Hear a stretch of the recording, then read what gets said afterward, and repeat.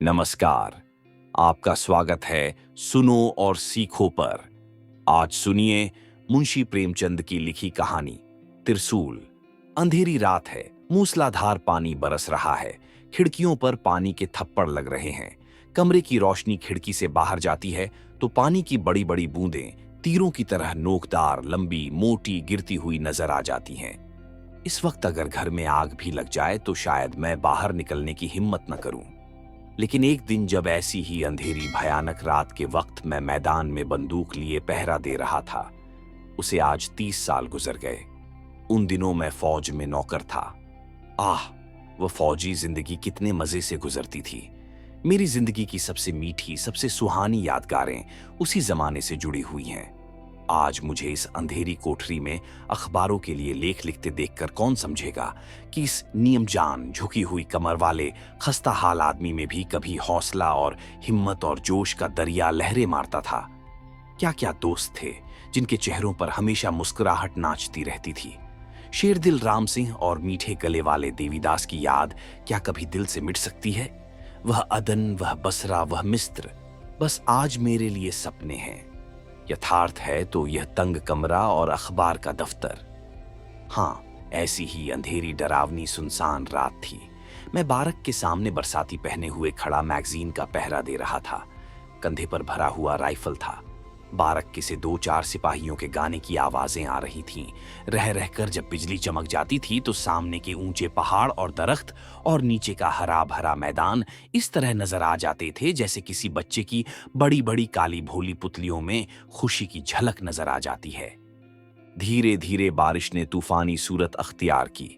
अंधकार और भी अंधेरा, बादल की गरज और भी डरावनी और बिजली की चमक और भी तेज हो गई। मालूम होता था प्रकृति अपनी सारी शक्ति से जमीन को तबाह कर देगी। यकायक मुझे ऐसा मालूम हुआ कि मेरे सामने से किसी चीज की परछाई सी निकल गई। पहले तो मुझे ख्याल हुआ कि कोई जंगली जानवर होगा, लेकिन बिजली की एक चमक ने यह ख्याल दूर कर दिया। वह कोई आदमी था जो बदन को चुराए पानी में भिगता हुआ एक तरफ जा रहा था। मुझे हैरत हुई कि इस मूलसाधार वर्षा में कौन आदमी बारक से निकल सकता है और क्यों। मुझे अब उसके आदमी होने में कोई संदेह न था। मैंने बंदूक संभाल ली और फौजी कायदे के मुताबिक पुकारा, हॉल्ट, हु कम्स देयर? फिर भी कोई जवाब नहीं। कायदे के मुताबिक तीसरी बार ललकारने पर अगर जवाब न मिले तो मुझे बंदूक दाग देनी चाहिए थी। इसलिए मैंने बंदूक हाथ में लेर खूब जोर से कड़क कर कहा, हॉल्ट, हु कम्स देयर? जवाब तो अब की भी न मिला, मगर वह परछाई मेरे सामने आकर खड़ी हो गई। अब मुझे मालूम हुआ कि वह मर्द नहीं, औरत है। इसके पहले कि मैं कोई सवाल करूं, उसने कहा, संतरी, खुदा के लिए चुप रहो, मैं हूं लुइसा। मेरी हैरत की कोई हद न रही। अब मैंने उस पहचान लिया, वह हमारे कमांडिंग अफसर की बेटी लुइसा ही थी। मगर इस वक्त, इस मूसलाधार में और इस घटाटोप अंधेरे में वह कहां जा रही है? बारक में 1000 जवान मौजूद थे जो उसका हुक्म पूरा कर सकते थे। फिर वह नाजुक बदन औरत इस वक्त क्यों निकली और कहां के लिए निकली? मैंने आदेश के स्वर में पूछा, तुम इस वक्त कहां जा रही हो? लुइसा ने विनती के स्वर में कहा, माफ करो संतरी, यह मैं नहीं बता सकती और तुमसे प्रार्थना करती हूं, यह बात किसी से न कहना। मैं हमेशा तुम्हारी एहसानमंद रहूंगी। यह कहते कहते उसकी आवाज इस तरह कांपने लगी जैसे किसी पानी से भरे हुए बर्तन की आवाज। मैंने उसी सिपाहियाना अंदाज में कहा, यह कैसे हो सकता है? मैं फौज का एक अदना सिपाही हूं, मुझे इतना अख्तियार नहीं। मैं कायदे के मुताबिक आपको अपने सार्जेंट के सामने ले जाने के लिए मजबूर हूं।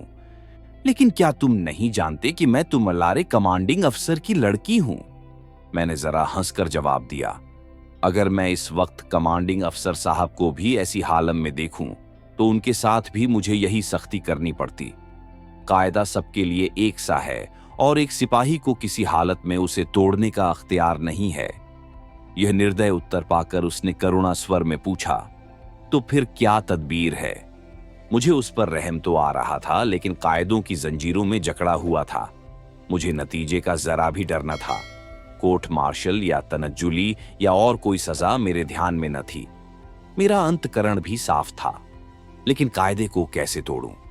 इसी हैस बैस में खड़ा था कि लुइसा ने एक कदम बढ़कर मेरा हाथ पकड़ लिया और निहायत पुरदर्द बेचैनी के लहाजे में बोली, तो फिर मैं क्या करूं? ऐसा महसूस हो रहा था कि जैसे उसका दिल पिघला जा रहा हो। मैं महसूस कर रहा था कि उसका हाथ कांप रहा था। एक बार जी में आया जाने दूं। प्रेमी के संदेश या अपने वचन की रक्षा के सिवा और कौन सी शक्ति इस हालत में उसे घर से निकलने पर मजबूर करती? फिर मैं क्यों किसी की मोहब्बत की राह का कांटा बनूं? लेकिन कायदे ने फिर जबान पकड़ ली। मैंने अपना हाथ छुड़ाने की कोशिश न करके मुंह फेर कर कहा, और कोई तदबीर नहीं है। मेरा जवाब सुनकर उसकी पकड़ ढीली पड़ गई कि जैसे शरीर में जान न हो, पर उसने अपना हाथ हटाया नहीं। मेरे हाथ को पकड़े हुए गिड़गिड़ा कर बोली, संतरी, मुझ पर रहम करो, खुदा के लिए मुझ पर रहम करो, मेरी इज्जत खाक में मत मिलाओ। मैं बड़ी बदनसीब हूं। मेरे हाथ पर आंसुओं के कई गर्म कतरे टपक पड़े। मूसलाधार बारिश का मुझ पर जर्रा भर भी असर न हुआ था, लेकिन इन चंद बूंदों ने मुझे सर से पांव तक हिला दिया। मैं बड़े पसोपेश में पड़ गया। एक तरफ कायदे और कर्ज की आहनी दीवार थी, दूसरी तरफ एक सुकुमार युवती की विनती भरा आग्रह। मैं जानता था अगर उसे सार्जेंट के सिपुर्द कर दूंगा तो सवेरा होते ही सारे बटालियन में खबर फैल जाएगी, कोर्ट मार्शल होगा।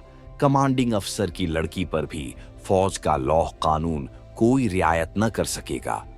उसके बेरहम हाथ उस पर भी बेदर्दी से उठेंगे, खासकर लड़ाई के जमाने में। और अगर इसे छोड़ दूं तो इतनी ही बेदर्दी से कानूने मेरे साथ पेश आएगा। जिंदगी खाक में मिल जाएगी। कौन जाने कल जिंदा भी रहूं या नहीं, कम से कम तनज्जुली तो होगी ही। भेद छिपा भी रहे तो क्या मेरी अंतरात्मा मुझे सदा न धिक्कारेगी? क्या मैं फिर किसी के सामने इसी दिलेर ढंग से ताक सकूंगा? क्या मेरे दिल में हमेशा एक चोर सा न समाया रहेगा? लुइसा बोल उठी, संती। विनती का एक शब्द भी उसके मुंह से न निकला। वह अब निराशा की उस सीमा पर पहुंच चुकी थी जब आदमी की वाक शक्ति अकेले शब्दों तक सीमित हो जाती है। मैंने सहानुभूति के स्वर में कहा, बड़ी मुश्किल मामला है। संतरी, मेरी इज्जत बचा लो। मेरे सामर्थ्य में जो कुछ है वह तुम्हारे लिए करने को तैयार हूं। मैंने स्वाभिमान पूर्वक कहा, मिस लुइसा, मुझे लालच न दीजिए। मैं लालची नहीं हूं। मैं सिर्फ इसलिए मजबूर हूं कि फौजी कानून को तोड़ना एक सिपाही के लिए दुनिया में सबसे बड़ा जुर्म है। क्या एक लड़की के सम्मान की रक्षा करना नैतिक कानून नहीं है? क्या फौजी कानून नैतिक कानून से भी बड़ा है? लुइसा ने जरा जोश में भरकर कहा। इस सवाल का मेरे पास क्या जवाब था? मुझसे कोई जवाब न बन पड़ा। फौजी कानून अस्थायी, परिवर्तनशील होता है, परिवेश के अधीन होता है। नैतिक कानून अटल और सनातन होता है, परिवेश से ऊपर। मैंने कायल होकर कहा, जाओ मिस लुइसा, तुम अब आजाद हो। तुमने मुझे लाजवाब कर दिया।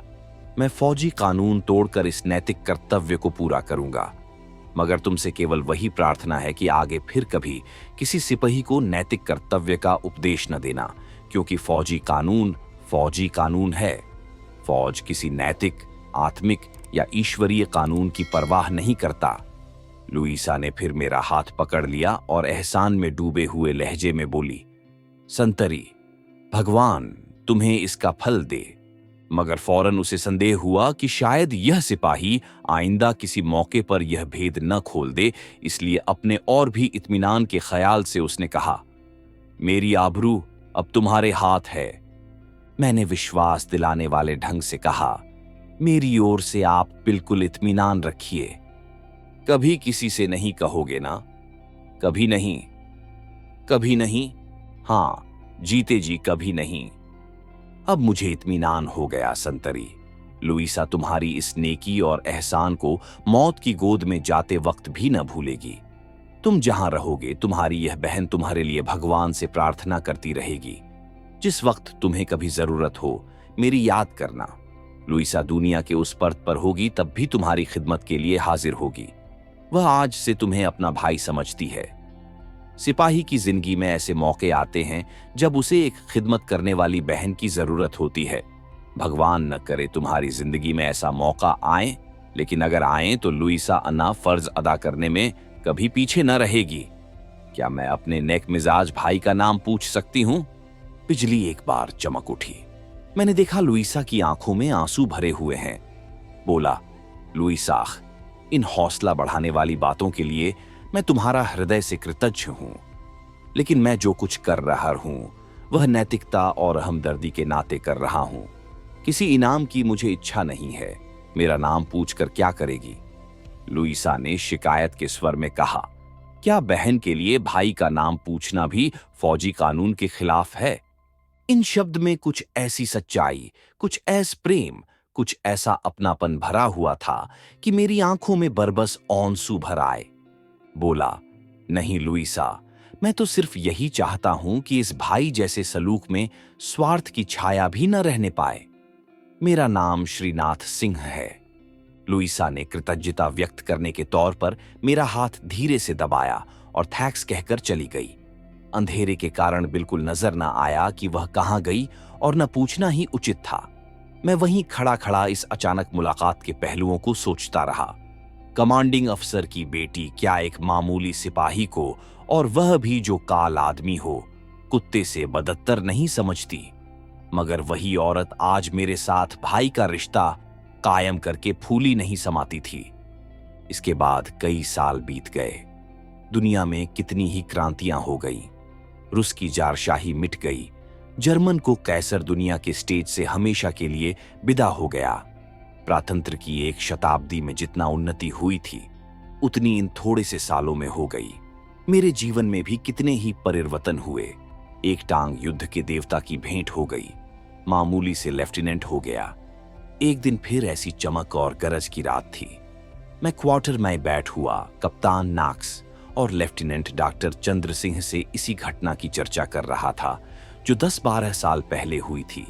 सिर्फ लुइसा का नाम छिपा रखा था। कप्तान नाक्स को इस चर्चा में असाधारण आनंद आ रहा था। वह बार बार एक एक बात पूछता और घटनाक्रम मिलाने के लिए दोबारा पूछता था। जब मैंने आखिर में कहा कि उस दिन भी ऐसा ही अंधेरी रात थी, ऐसी ही मूसलाधार बारिश हो रही थी और यही वक्त था, तो नाक्स अपनी जगह से उठकर खड़ा हो गया और बहुत उद्विग्न होकर बोला, क्या उस औरत का नाम लुइसा तो नहीं था?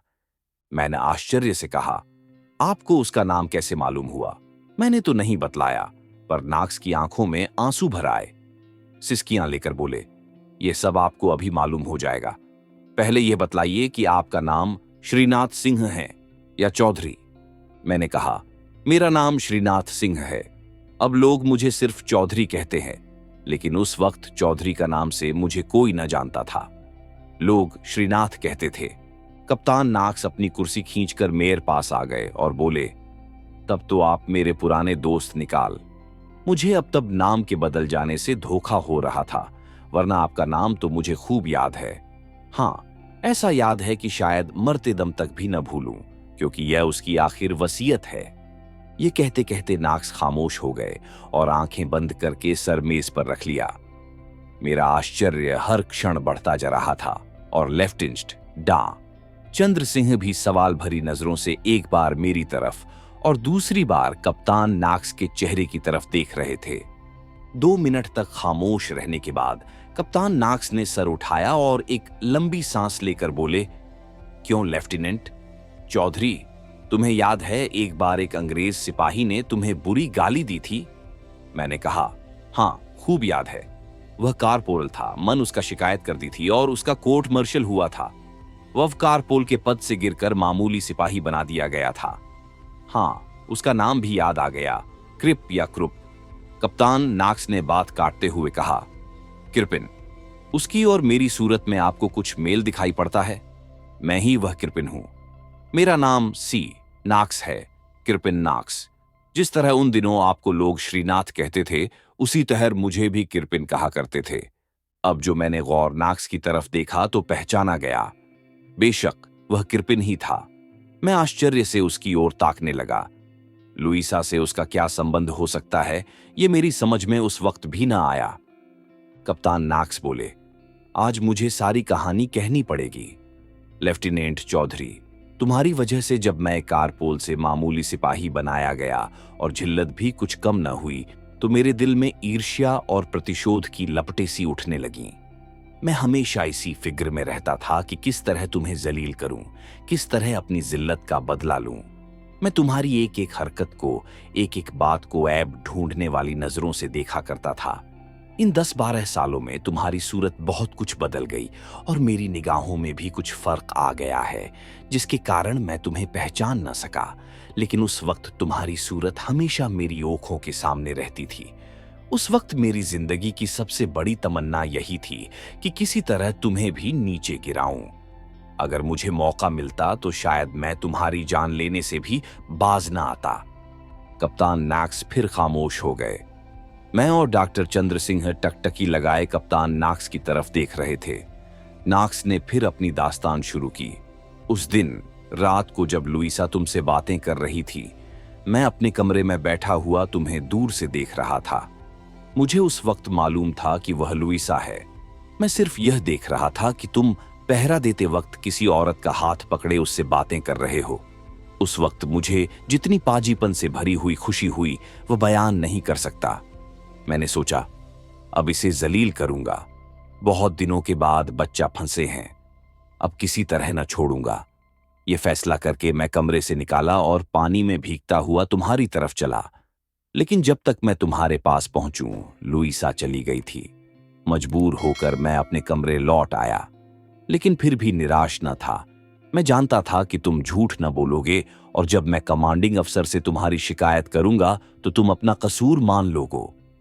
मेरे दिल की आग बुझाने के लिए इतना इत्मीनान काफी था। मेरी आरजू पूरी होने में अब कोई संदेह न था। मैंने मुस्कुराकर कहा, लेकिन आपने मेरी शिकायत तो नहीं की, क्या बात को रहम आ गया? नाक्सा ने जवाब दिया, जी, रहम किस मर्दूद को आता था। शिकायत न करने का दूसरा ही कारण था। सवेरा होते ही मैंने सबसे पहला काम यही किया कि सीधे कमांडिंग अफसर के पास पहुंचा। तुम्हें याद होगा, मैं उनके बड़े बेटे राजर्स को घुड़सवारी सिखाया करता था, इसीलिए वहां जाने में किसी किस्म की झिझक या रुकावट न हुई। जब मैं पहुंचा तार राजर्स ने कहा, आज इतनी जल्दी क्यों किरपिन? अभी तो वक्त नहीं हुआ। आज बहुत खुश नजर आ रहे हो। मैंने कुर्सी पर बैठते हुए कहा, हाँ हाँ मालूम है, मगर तुमने उसे गाली दी थी। मैंने किसी कदर झेंपते हुए कहा, मैंने गाली नहीं दी थी, सिर्फ ब्लडी कहा था। सिपाहियों में इस तरह की बदजबानी एक आम बात है, मगर एक राजपूत ने मेरी शिकायत कर दी थी। आज मैंने उसे एक संगीन जुर्म में पकड़ लिया है। खुदा ने चाहा तो कल उसका भी कोर्ट मार्शल होगा। मैंने आज रात को उसे एक औरत से बातें करते देखा है, बिल्कुल उस वक्त जब वह ड्यूटी पर था। वह इस बात से इनकार नहीं कर सकता। इतना कमीना नहीं है। लुइसा के चेहरे का रंग का कुछ हो गया। अजीब पागलपन से मेरी तरफ देखकर बोली, तुमने और क्या देखा? मैंने कहा, जितना मैंने देखा है उतना उस राजपूत को जलील करने के लिए काफी है। जरूर उसकी किसी से आशा न आई है, और वह औरत हिंदुस्तानी नहीं, कोई यूरोपियन लेडी है। मैं कसम खा सकता हूं, दोनों एक दूसरे का हाथ पकड़े बिल्कुल उसी तरह बातें कर रहे थे जैसे प्रेमी प्रेमिका किया करते हैं। लुइसा के चेहरे पर हवाइयां उड़ने लगीं। चौधरी, मैं कितना कमीना हूं, इसका अंदाजा तुम खुद कर सकते हो। मैं चाहता हूं तुम मुझे कमीना कहो, मुझे धिक्कारो। मैं दरिंदे वहशी से भी ज्यादा बेरहम हूं, काले सांप से भी ज्यादा जहरीला हूं। वह खड़ी दीवार की तरफ ताक रही थी कि इसी बीच राजर्स का कोई दोस्त आ गया। वह उसके साथ चला गया। लुइसा मेरे साथ अकेली रह गई तो उसने मेरी ओर प्रार्थना भरी आंखों से देखकर कहा, किरपिन, तुम उस राजपूत सिपाही की शिकायत मत करना। मैंने ताज्जुब उसे पूछा, क्यों? लुइसा ने सर झुकाकर कहा, इसलिए कि जिस औरत को तुमने उसके साथ बातें करते देखा वह मैं ही था। मैंने और भी चकित होकर कहा, तो क्या तुम उसे? लुइसा ने बात काटकर कहा, चुप, वह मेरा भाई है। बात यह है कि मैं कल रात को एक जगह जा रही थी। तुमसे छिपाऊंगी नहीं, किरपिन, जिसको मैं दिलो जान से ज्यादा चाहती हूं, उसे रात को मिलने का वादा था। वह मेरा इंतजार में पहाड़ के दामन में खड़ा था। अगर मैं न जाती तो उसकी कितनी दिलशिकनी होती। मैं ज्यों ही मैगजीन के पास पहुंची, उस राजपूत सिपाही ने मुझे टोक दिया। वह मुझे फौजी कायदे के मुताबिक सार्जेंट के पास ले जाना चाहता था। लेकिन मेरे बहुत अनुनय विनय करने पर मेरी लाज रखने के लिए फौजी कानून तोड़ने को तैयार हो गया। सोचो, उसने आनंद सिर कितनी बड़ी जिम्मेदारी ली। मैंने उसे अपना भाई कह पुकार है और उसने भी मुझे बहन कहा है। सोचो, अगर तुम उसकी शिकायत करोगे तो उसकी क्या हालत होगी। वह नाम न बतलाएगा, इसका मुझे पूरा विश्वास है। अगर उसके गले पर तलवार भी रख दी जाएगी तो भी वह मेरा नाम न बताएगा। मैं नहीं चाहती कि एक नेक काम करने का उसे यह इनाम मिले। तुम उसकी शिकायत हरगिज मत करना, तुमसे यही मेरी प्रार्थना है। मैंने निर्दय कठोरता से कहा, उसने मेरी शिकायत करके मुझे जलील किया है। ऐसा अच्छा मौका पाकर मैं उसे छोड़ना नहीं चाहता। जब तुमको यकीन है कि वह तुम्हारा नाम नहीं बताएगा तो फिर उसे जहन्नुम में जाने दो। लुइसा ने मेरी तरफ घृणापूर्वक देखकर कहा, चुप रहो कृपिन, ऐसी बातें मुझसे न करो। मैं इसे कभी गवारा न करूंगी कि मेरी इज्जत आबरू के लिए उसे जिल्लत और बदनामी का निशान बनना पड़े। अगर तुम मेरी न मानोगे तो मैं सच कहती हूं, मैं खुदकुशी कर लूंगी। उस वक्त तो मैं सिर्फ प्रतिशोध का प्यासा था, अब मेरे ऊपर वासना का भूत सवार हुआ। मैं बहुत दिनों से दिल में लुइसा की पूजा किया करता था, लेकिन अपनी बात कहने का साहस न कर सकता था। अब उसको बस में लाने का मुझे मौका मिला। मैंने सोचा, अगर यह उस राजपूत सिपाही के लिए जान देने को तैयार है तो निश्चय ही मेरी बात पर नाराज नहीं हो सकती।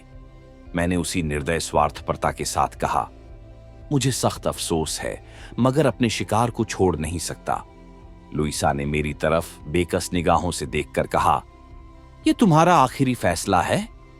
मैंने निर्दय निर्लज्जता से कहा, नहीं लुइसा, यह आखिरी फैसला नहीं है। तुम चाहो तो उसे तोड़ सकती हो, यह बिल्कुल तुम्हारे इम्कान में है। मैं तुमसे कितना मोहब्बत करता हूं यह आज शायद तुम्हें मालूम न हो, मगर इन 3 सालों में तुम एक पल के लिए भी मेरे दिल से दूर नहीं हुई। अगर तुम मेरी तरफ से अपने दिल को नर्म कर लो, मेरी मोहब्बत को कद्र करो, तो मैं सब कुछ करने को तैयार हूं। मैं आज एक मामूली सिपाही हूं और मेरे मुंह से मोहब्बत का निमंत्रण पाकर शायद तुम दिल में हंसती होगी, लेकिन एक दिन मैं भी कप्तान हो जाऊंगा और तब शायद हमारे बीच इतनी बड़ी खाई न रहेगी। लुइसा ने रोकर कहा, किरपिन, तुम बड़े बेरहम हो।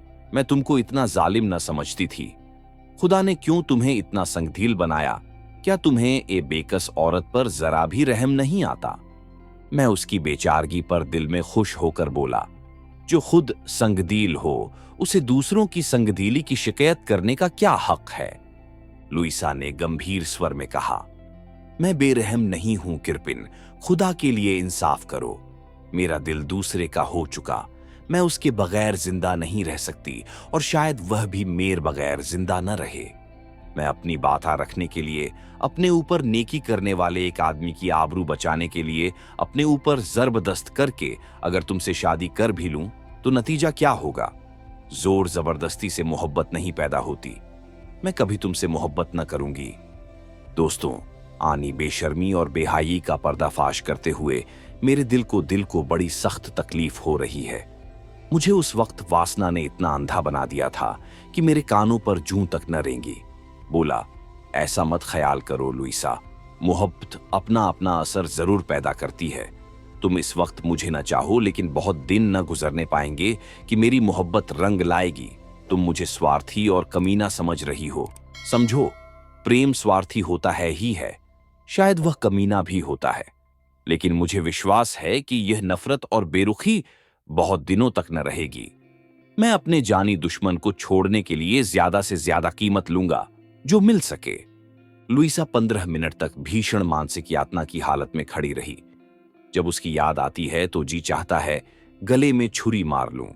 आखिर उसने आंसू भरी निगाहों से मेरी तरफ देखकर कहा, अच्छी बात है किरपिन, अगर तुम्हारी यह इच्छा है तो यही सही। तुम वक्त जाओ, मुझे खूब जी भरकर रो लेने दो। ये कहते कहते कप्तान नाक्स फूट फूट कर रोने लगे। मैंने कहा, अगर आपको यह दर्द भरी दास्तान कहने में दुख हो रहा है तो जाने दीजिए।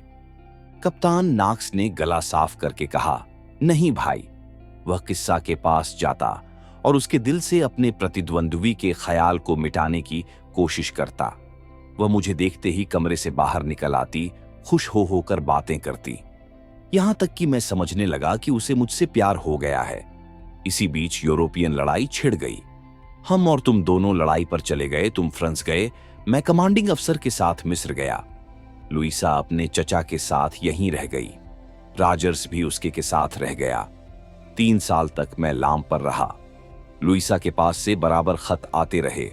मैं तरक्कती पाकर लेफ्टिनेंट हो गया और कमांडिंग अफसर कुछ दिन और जिंदा रहते तो जरूर कप्तान हो जाता। मगर मेरी बदनसीबी से वह एक लड़ाई में मारे गए। आप लोगों को उस लड़ाई का हाल मालूम ही है। उनके मरने के 1 महीने बाद मैं छुट्टी लेकर घर लौटा। लुइसा अब भी अपने चचा के साथ ही थी। मगर अफसोस, अब न वह हुस्न थी न वह जिंदा दिली, घुलकर कांटा हो गई थी। उस वक्त मुझे उसकी हालत देखकर बहुत रंज हुआ। मुझे अब मालूम हो गया कि उसकी मोहब्बत कितनी सच्ची और कितनी गहरी थी। मुझसे शादी का वादा करके भी वह अपनी भावनाओं पर विजय न पा सकी थी। शायद इसी गम में कुढ़-कुढ़ कर उसकी यह हालत हो गई थी। एक दिन मैंने उससे कहा, लुइसा, मुझे ऐसा ख्याल होता है कि शायद तुम अपने पुराने प्रेमी को भूल नहीं सकी। अगर मेरा यह ख्याल ठीक है तो मैं उस वादे से तुमको मुक्त करता हूं। तुम शौक से उसके साथ शादी कर लो। मेरे लिए यही इत्मीनान काफी होगा कि मैं दिन रहते घर आ गया। मेरी तरफ से अगर कोई मलाल हो तो उसे निकाल डालो। लुइसा की बड़ी बड़ी आंखों से आंसू की बूंदें टपकने लगीं। बोली, वह अब इस दुनिया में नहीं है किरपिन।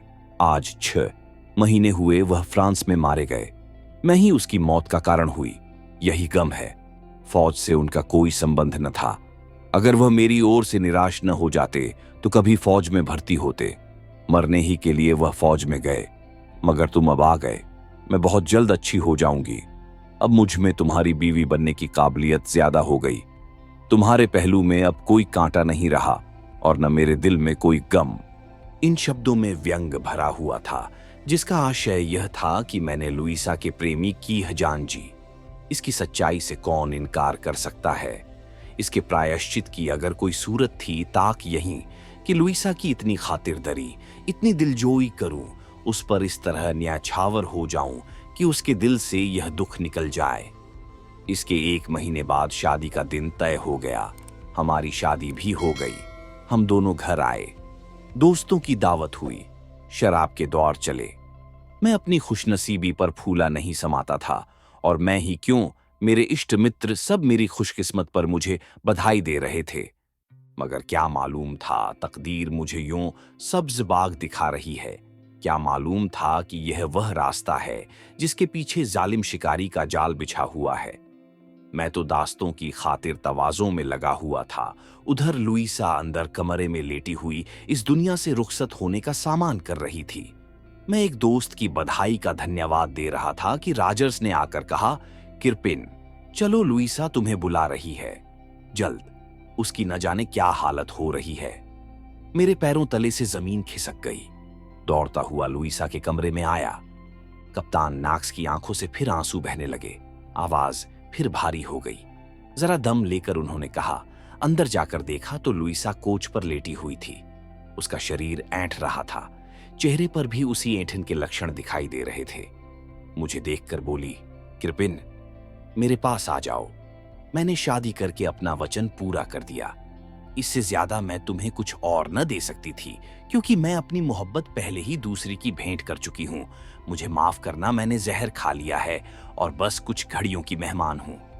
मेरी आंखों के सामने अंधेरा छा गया। दिल पर एक नश्तर सा लगा। घुटने टेक कर उसके पास बैठ गया।